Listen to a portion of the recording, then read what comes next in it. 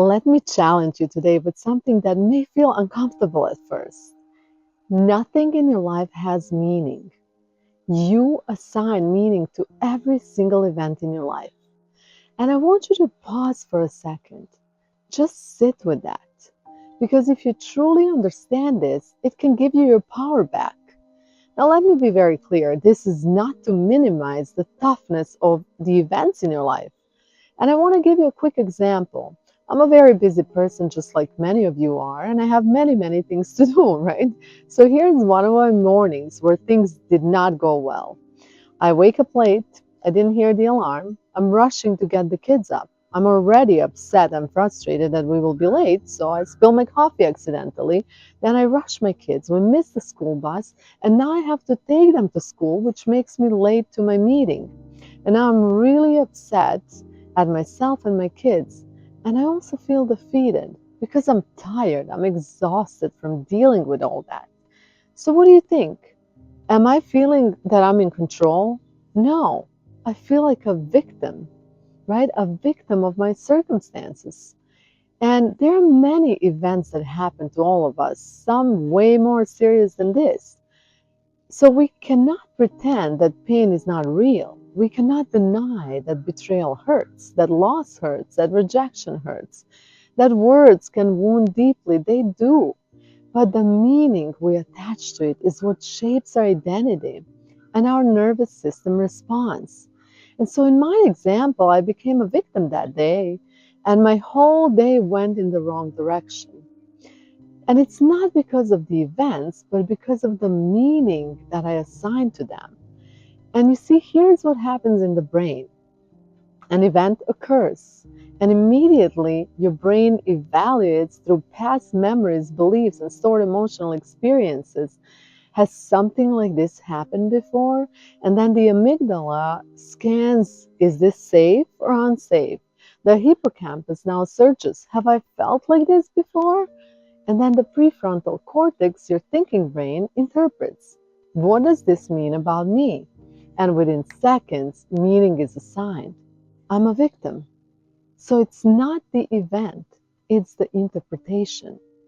You see, two people can experience the same exact situation and walk away with completely different meaning.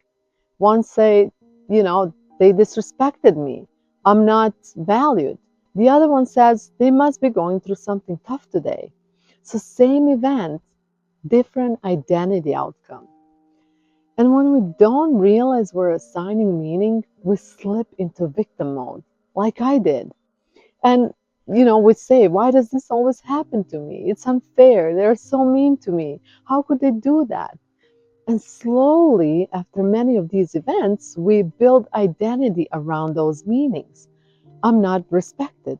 I'm not lovable. I'm always overlooked. Nothing goes my way. And now your nervous system begins to live in defense, in protection, in hypervigilance, right? Always watching for potential danger or attack. But when you pause and shift to, okay, that was terrible, that hurt, and I'm sad about it, but I'm not defined by that. Something powerful happens then. You separate the event from your identity, and that changes everything. When you attach identity to painful events, your nervous system stays activated all the time, and the body stores it. So you can feel it in your body, in your chest, tightness, the jaw, tension, overthinking, replaying same conversations. How many times has that happened? Because your brain believes your survival is tied to that meaning, and your brain's main job is to always keep you safe. But you see, when you acknowledge it and say, this happened, and I can choose what it means, and you actually do it, you look for the lesson, you look for something positive there, you look for something that you can control, then your prefrontal cortex engages and you move from emotional reactivity to conscious response. And that is power, not denial, but power. You see, I want you to imagine that someone criticizes you. What would be your old meaning? Maybe I'm not good enough. As you see, new awareness could be that hurt, and I don't like how that felt, but that's not who I am. They're looking at me through their own eyes, through their own perspective. Another one could, the old identity could be, I'm not good enough. I must prove myself. New identity, I'm learning, I'm growing, I'm not defined by one moment. Do you feel the shift? One shrinks you, right? The other one expands you.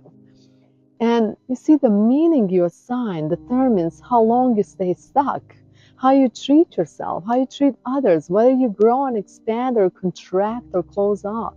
It determines your emotional baseline. And over time, repeated meanings become identity, and identity becomes destiny unless you interrupt it. So the next time something hurts, I want you to pause. And instead of asking, why is this happening to me? Ask, what meaning am I assigning to this? Write it down in your phone notes. I'm making this mean I'm not good enough. I'm making this mean I'm failing. I'm making this mean I'm unworthy. And then ask yourself, is that the only possible meaning? Are you really good and not good enough? According to whose standards? Whose standards? You know who you are, not them. They don't know you. Are you really failing? What are you failing at? You don't fail until you stop trying. Are you unworthy? Again, according to whose standards?